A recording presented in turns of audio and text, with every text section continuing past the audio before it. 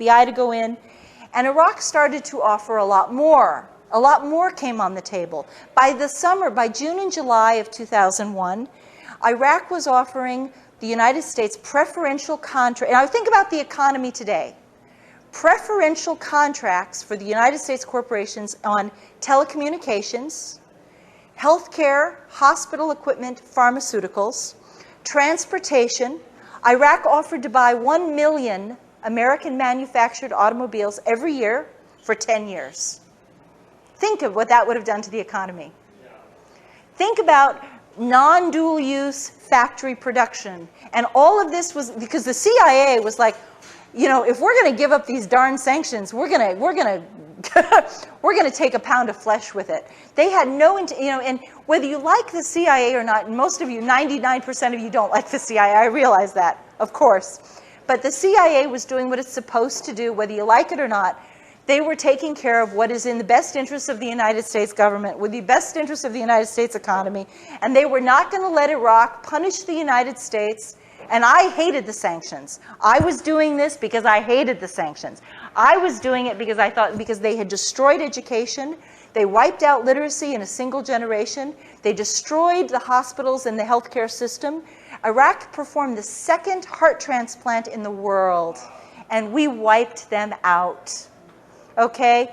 11,000 people died every month. By the end of 1996, 500,000 children had died of sanctions, and they only counted 5-year-olds and younger. They didn't even count the 6-year-olds because the United Nations was holding back the numbers.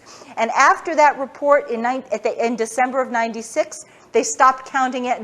The United Nations never published another report on the deaths. So frequently what you will hear is that only 500,000 children died, but in fact they continued to die, and approximately 1 million children died. They were babies. They weren't even alive when the first Gulf War happened. This was an offense against, this is genocide. This is a mass genocide. So that's my motivation. But the CIA did not have my motivation. They were out to make sure that the United States was not going to be punished for what they had done. And I was like, and believe me, by this point, we just wanted to get rid of the sanctions. The Iraqis were like, if they'll get rid of the sanctions, you bet. We'll give them anything they want. So before 9/11, you could have had every single thing you possibly could dream of. And if the CIA could have thought of more to ask for, we would have. We would have asked for, it was shameless. Okay, so you have peace that's breaking out in the Middle East. You have the 9/11 warnings. And then in August of 2001, we went into high activity mode. I can tell you the exact day, on August 2nd, and after I tell you this, I'll open it up to questions. On August 2nd was the Senate nomination hearings for Robert Mueller to head the FBI. He was going to be the FBI director. And I was on the phone with my CIA handler, Richard Fuze, and I said, there's not one single terrorism investigation this man hasn't thrown. Oops. That's okay. He threw the Oklahoma City bombing investigation. He threw Lockerbie. And I said, this man should not be the FBI director when this next attack occurs.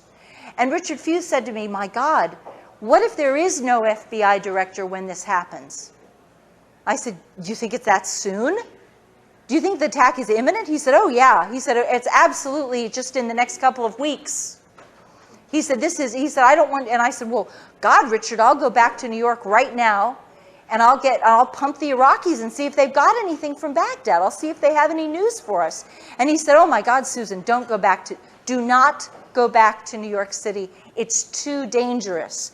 We are expecting the use of a miniature thermonuclear device.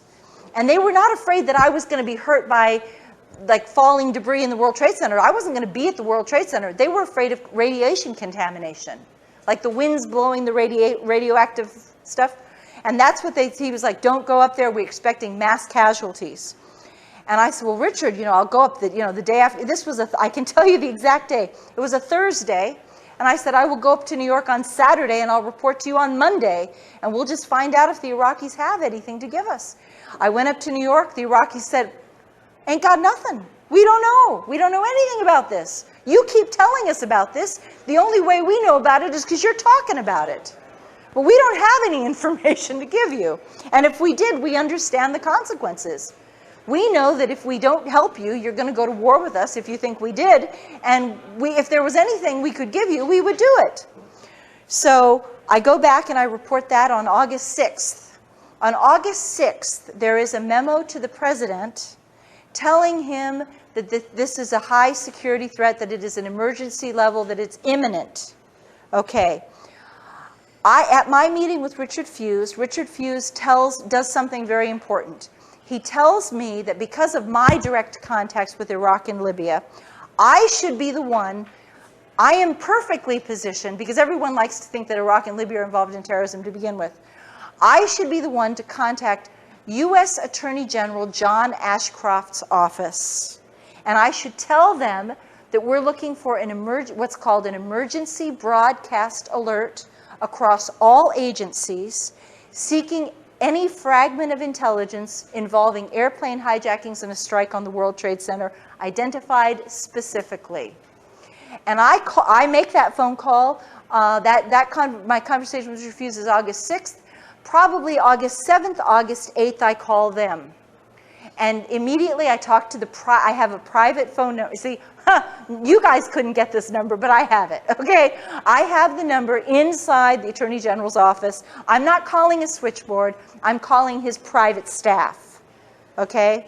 I'm calling his government liaison office. No, that's not true. I call his private internal office. There are about 20 members of his private staff. His legislative director is there, his government relations person is there, but I call inside that office.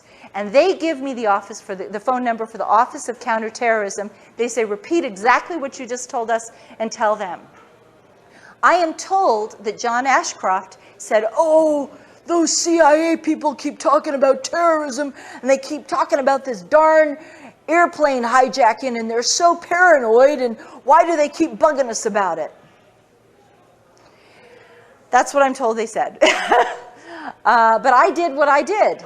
And when I did that, I apparently tripped some wires, because it denied the White House, it denied the Justice Department and the Attorney General's office of deniability, plausible deniability. And that's very important. And that is why they came after me so hard and tried to destroy me utterly, because they could not admit to you that we had absolutely anticipated this thing. We knew it was going to happen exactly as it did go down, with one exception. And here's where and then I'm going to finish this, and then I'll open the floor to questions. What I have learned since then, now all the things that I've told you are things I did directly. So I'm telling you, I'm not relating what somebody else did or a conversation that somebody else had that has been reported to me. This is direct primary knowledge from my own experience. But what I'm going to tell you now is from somebody else, okay? And so I distinguish these two things. I have been told that by somebody who saw the videos that at the World Trade Center from approximately August 23rd, and it could have been August 22nd, it could have been August 24th. Okay, approximately August 23rd until approximately September 3rd. And again, it could be September 2nd. The spooks can be weird about this stuff. Okay, they could say, well, it wasn't September 4th. So no. No, it could have been September 3rd, okay? It could have been September 2nd. Within a couple of days of this, my friend says that at approximately 3 o'clock in the morning, strange vans, and there were just maybe 3 of them, he said, that not just a couple. The way he put it was a couple of vans. So we're thinking 3, possibly 4, but most likely 3. A couple of vans arrived at 3 o'clock in the morning after the janitorial trucks had left the building. It's very important because they were able to identify the vans according to make, model, color, and there were no markings on the vans. But the janitorial vans did have markings. And so they were able to distinguish that these are not the same vans. And they know how the janitorial trucks left the building, and they actually tracked the paths that the janitorial trucks took to drive home. Like the janitorial workers were driving down certain roads to get over to their houses, and the CIA, the FBI, the NSA folks tracked those people home. And he was quite convinced that these are not the same trucks. And between the hours of 3 o'clock and 5 o'clock, these trucks had never been in this building before. It was an anomaly. Definitely, it wasn't like it was going on for months and months and it just continued. They showed up for 10 days, 10 or 11 days approximately, then they were never seen again. And that's when they believe they wired the building. And they do believe, and my friend told me absolutely it was a thermite bomb with, it was a thermite bomb with potential sulfur in it. The sulfur makes it, the important thing about a thermite bomb is it is an extraordinary heat-reducing bomb. Okay, it takes steel and it creates molten steel. So it takes beams of steel and it turns it into molten steel, and it just everything underneath just sinks into the ground like what you saw. And it is a special U.S. military grade weapon. Okay, it is a military grade weapon. It's not something you could make ever in your kitchen or your garage or your living room. It is impossible for you to do this. This is a U.S. military weapon, and so I do believe that helps to explain some of the missing pieces, and I believe this is what happened. They'd known about the terrorist attack for months. There is a long-term advanced knowledge. Assets are being watched. The so-called terrorists, whether you want to think of them as whether they're real, Mohammed Atta was an asset trained by the United States government, supervised by the United States government. And I can assure you that assets, and I'm speaking directly from my own personal experience, assets are heavily controlled individuals. I was never dealing with Iraq and Libya without somebody paying extremely close attention to me at every stage, and my phones were tapped. I mean, at some point they had wired my house. When they had the handover of the 2 Libyan men, I went down to my basement the same day that they handed over the men, and my ceiling of my basement had been torn out, and there were cable wires dangling from the ceiling, about a dozen cable wires. And I had a contractor come over to my house, and he said, "Wow, somebody really put a kick-ass stereo system in your house.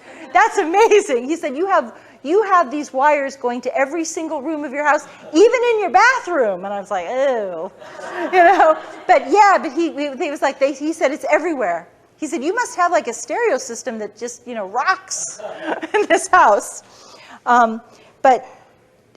So anyway, but the point is that assets, there's no way that these assets could have functioned without everyone knowing every single detail of what they were doing. There's no way they could have hidden. They could not have disguised their actions from their handlers. Even if they tried to disguise it, it wouldn't work.